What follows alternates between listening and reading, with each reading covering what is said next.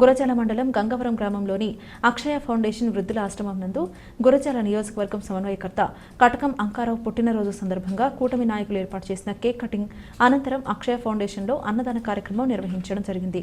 ఈ కార్యక్రమంలో గంగవరం గ్రామ జనసేన పార్టీ నాయకులకు, కూటమి నాయకులకు గురజాల నియోజకవర్గ సమన్వయకర్త కటకం అంకారావు అందరికీ హృదయపూర్వక అభినందనలు తెలియజేశారు.